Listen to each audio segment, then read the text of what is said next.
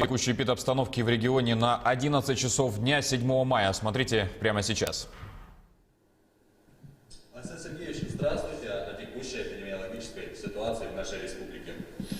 Доброе утро. Ситуация у нас остается достаточно напряженной по эпидемиологической ситуации с коронавирусной инфекцией. Если говорить за последние сутки, то число положительно зарегистрированных реакций на анализы по коронавирусу у нас в республике достигло 385.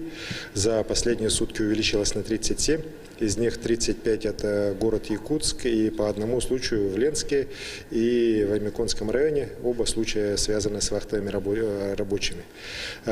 Что касается города Якутска, то здесь тоже ситуация очень такая непростая. Вот эти 35 случаев, из них 30 – это Северо-Восточный федеральный университет, студенты по общежитию, в котором был найден первый положительно инфицированный студент 2 дня назад.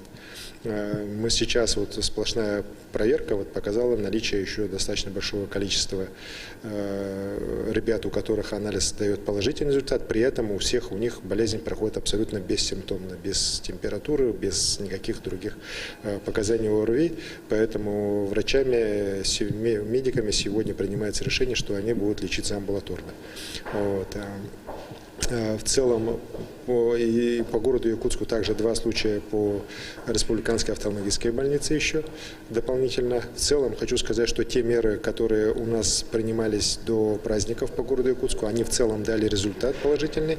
Но конечно, эти вспышки, которые у нас была сейчас по офтальмологической больнице, которая сейчас наблюдается по одному из общежитий Северо-Восточного федерального университета, они показывают, что появление больных именно в таких коллективах достаточно, где много людей собрано, оно дает очень такие серьезные негативные результаты.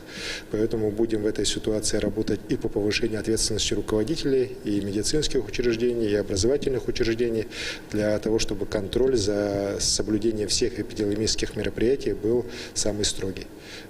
Что касается Чаяндинского месторождения, то здесь ситуация полностью под контролем, рейсы регулярно выполняются. Сейчас уже по состоянию на вчерашний вечер вывезено свыше 1300 человек с месторождения. Плановая работа уже идет.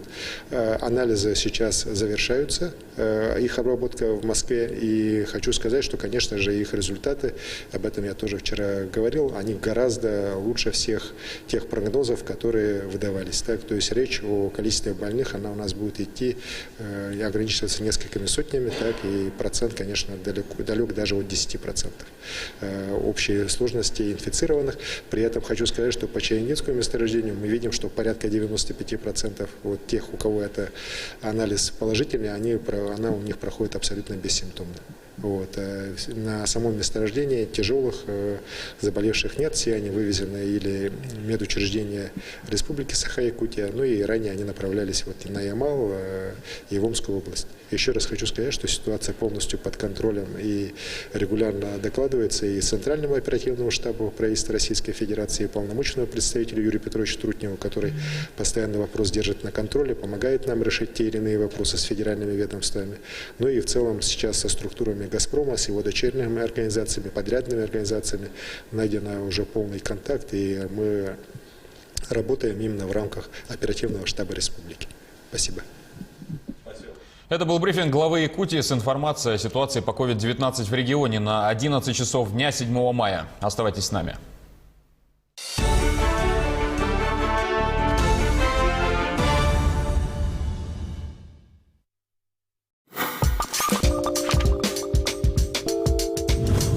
Малый и средний бизнес относится к секторам экономики, наиболее подверженных рискам, связанным с распространением коронавирусной инфекции и снижением цен на нефть. Для того, чтобы поддержать малых и средних предпринимателей в непростых